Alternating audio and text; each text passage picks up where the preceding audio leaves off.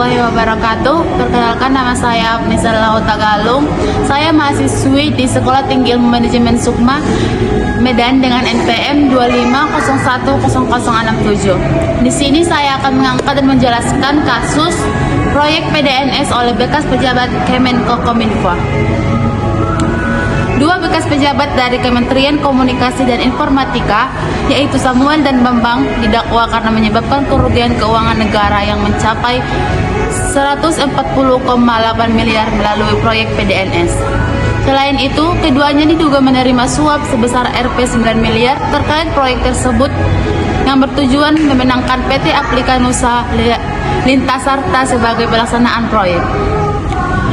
Kasus ini menjadi sorotan karena melibatkan pejabat tinggi yang menyalahgunakan kekuasaannya untuk keuntungan pribadi dan merugikan negara. Kasus ini secara garis besar mengungkap adanya praktik korupsi dalam proyek pemerintah yang semestinya memberikan manfaat bagi negara dan masyarakat. Namun, karena adanya suap dan pengaturan agar pemenangan proyek jatuh kepada perusahaan tertentu, maka proses menjadi tidak transparan dan adil. Kerugian negara sebesar Rp 140,8 miliar menunjukkan besarnya dampak negatif dari korupsi terhadap anggaran pemerintah. Penggunaan dana publik yang tidak sesuai serta suap mengindikasikan lemahnya pengawasan dan integritas dalam pengelolaan proyek tersebut. Gaya kepemimpinan yang tampak dalam kasus ini cenderung otoriter dan koruptif, di mana pemimpin menggunakan jabatan dan kewenangannya untuk mencari keuntungan pribadi.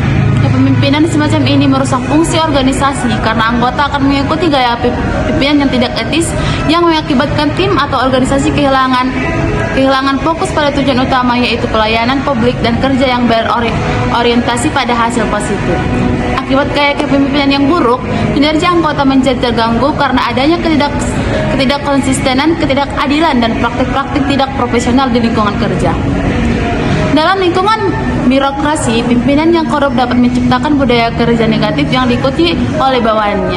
Hal ini memperburuk efektivitas organisasi dan mengikis integritas anggota lain yang mungkin merasa tertekan atau tergoda untuk mengikuti praktik buruk tersebut demi keuntungan pribadi atau mempertahankan posisi.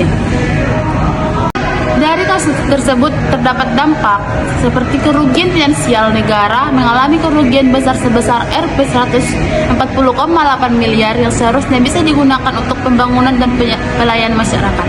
Turunnya kepercayaan masyarakat, kasus korupsi pejabat publik menurunkan kepercayaan masyarakat terhadap pemerintah dan lembaga publik. Menurunnya moral dan motivasi pegawai. Lingkungan yang dipenuhi praktik korupsi membuat moral dan motivasi kerja pegawai pemerintahan menurun. Ketidakadilan dalam proses pengadaan. Suap yang terjadi menyebabkan perlakuan tidak adil terhadap perusahaan lain yang bersaing secara sehat sehingga merusak prinsip tata kelola pemerintahan yang bersih dan transparan. Dampak dari praktik korupsi ini tidak hanya dirasakan secara langsung lewat kerugian finansial, tapi juga secara jangka panjang menghancurkan reputasi lembaga pemerintah dan melemahkan kepercayaan publik terhadap sistem pemerintahan. Hal ini juga menghambat kemajuan pembangunan dan pelayanan negara yang dapat dirasakan oleh masyarakat luas. Pendapat saya dalam kasus ini menjadi contoh nyata pentingnya penerapan prinsip integritas, transparansi, dan akuntabilitas di dalam kepemimpinan publik. Kepemimpinan yang jujur, adil, dan berorientasi pada pelayanan harus menjadi standar untuk meningkatkan kinerja organisasi dan menjaga kepercayaan masyarakat.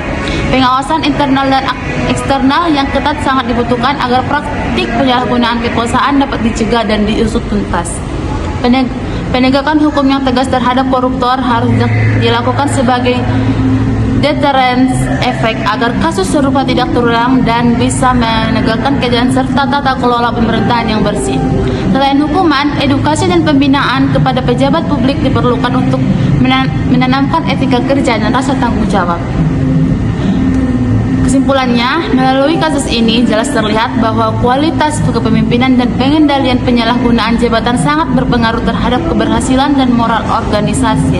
Kepemimpinan yang tidak bertanggung jawab langsung memengaruhi tidak hanya kinerja pegawai tapi juga kerugian negara dan citra pemerintah di mata publik. Oleh karena itu, reformasi dan penguatan tata kelola pemerintahan harus terus diupayakan.